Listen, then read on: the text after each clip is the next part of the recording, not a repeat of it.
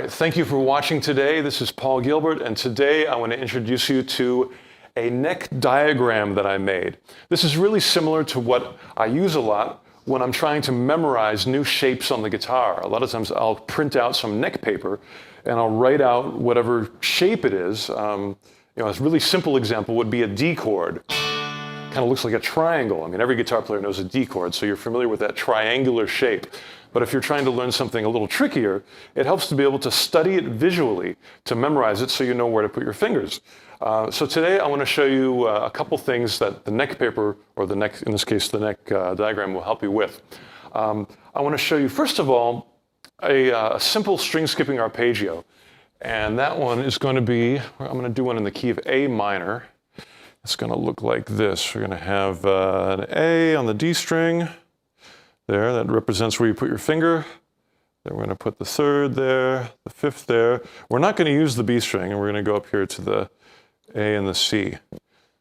So I don't know, that sort of looks like a, maybe it's a rhombus. But it doesn't matter what it looks like. You just have to memorize that shape. Here are the notes. And you can use a lot of hammer-on and pull-off techniques because it's 2 notes per string. And you have that one on the bottom.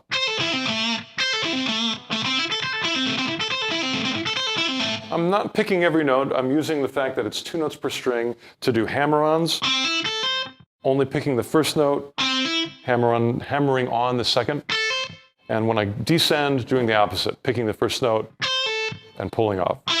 That makes it much easier. You know, if you have to pick everything, you got to jump over that B string each time. But if you do hammer-ons and pull-offs, it makes the picking a whole lot easier. And I think it makes the sound of it smoother as well.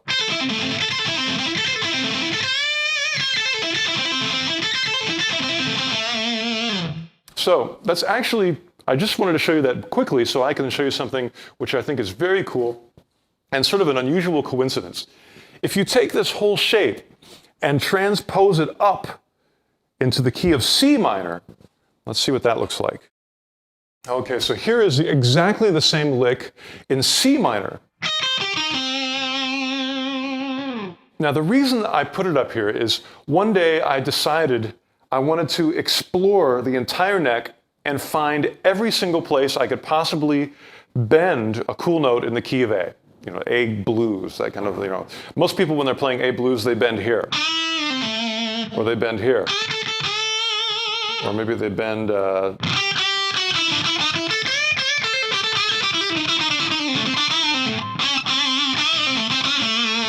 But I wanted to know, I thought bending is important. It's one of the things that really brings out emotion and character out of the guitar.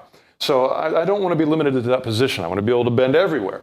And as I was searching for the places to bend, I realized that in the key of A, this C minor triad lick, if you bend each string,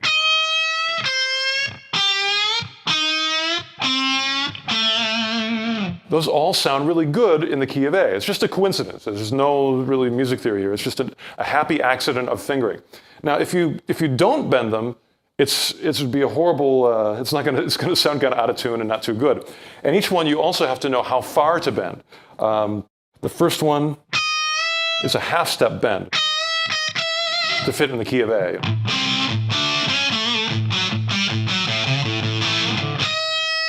The next one is also kind of a half-step bend, or even less, like it's just like a quarter bend even.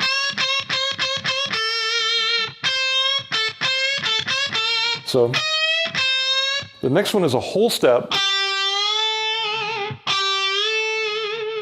It's good practice because you have to use your pinky on that one. Then we get another half bend, another half or even less. So I love the sound of this, especially if you skip around. Maybe do this note and this note as octaves, like, then maybe this one and this one. So you'd be like, and then go back to your typical ones in fifth position.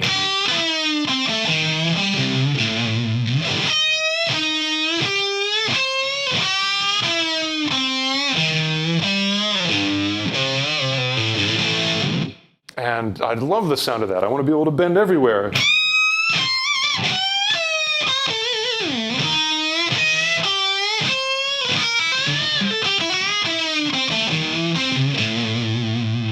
So please explore the neck and find as many places as possible where you can bend. Sometimes it's even cool to pick a purposefully bad note, a note that you know does not fit in the scale, and bend it until it does. For example, maybe one of the worst notes you could pick in the key of A would be B flat. That one in a blues kind of sound is going to be really ugly. So don't stay on it long. Just immediately bend it,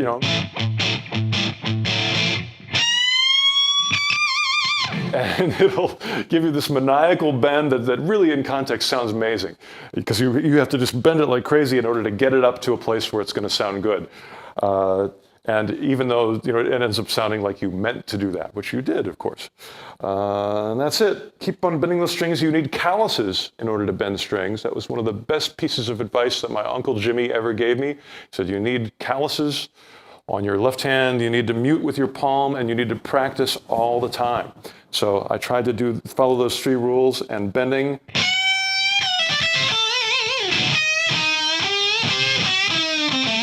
is one of the most important. And of course, this is also useful